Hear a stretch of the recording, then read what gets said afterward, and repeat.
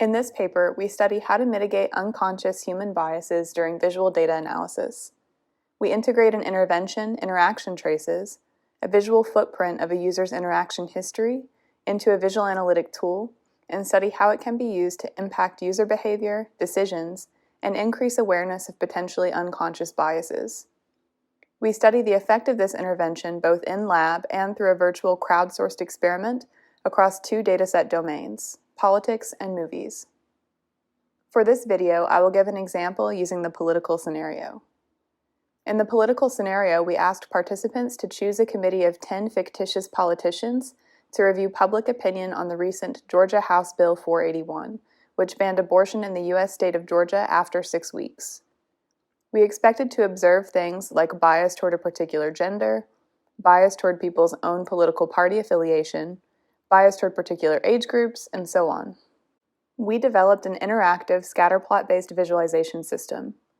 The primary view is an interactive scatterplot where each dot represents one data point, in this case, a politician. When you hover on a point in the scatterplot, details about that politician are shown down below. To select the politician as part of your committee, users can click on the corresponding scatterplot point or on the button in the top right of the detail view. And you can see the list of politicians that you've chosen on the right. On the left-hand side, there are filters, so people can adjust if they want to only look at a particular subset of the data. In addition to this control interface, we designed and implemented a real-time and summative intervention that visualizes interaction traces. The goal with showing users traces of their interactions is to see if we could increase their awareness of what data they've interacted with that might be telling of implicit bias.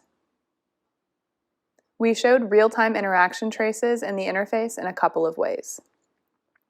We showed in situ interaction traces in the scatterplot by coloring points based on how many times the user has interacted. The colors change from white to blue as users interact more with a given point. We also showed ex situ interaction traces by adding an additional view to the interface in the top right. We used gray to represent the underlying distribution of data and blue to represent the distribution of the user's interactions. This view will compare these two. As the user interacts with the data points, in this case politicians, in the scatterplot, the blue bars will update in real time. So let's select one attribute up at the top, party. The gray bars indicate that the dataset has more Republicans on the right than Democrats on the left. But the user's interactions so far in blue are skewed heavily toward Democrats. The intensity of the orange coloring of the attribute tags in this view reflects how much the user's interactions deviate from the distribution of the data for that attribute. So light orange or white means that there's little to no difference in the distribution of the user's interactions and the distribution of the data. And a darker orange color means that there's a bigger difference.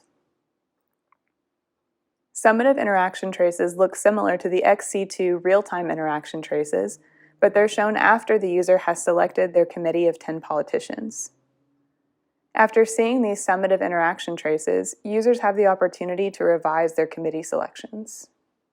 We conducted a series of experiments to study the effect of interaction traces on people's interactive behaviors, decisions, and general awareness of potential biases. Our findings suggest that showing user interaction traces in an interface, particularly in a summative format, can help to increase user awareness of potentially implicit biases. In this video, we focused on walking through the interface. For details of our user studies and analyses, please read our paper. Integrated into future data analysis and visualization tools, these results can have far-reaching implications toward mitigating human biases in decision-making contexts such as healthcare, hiring, criminal investigations, and so on.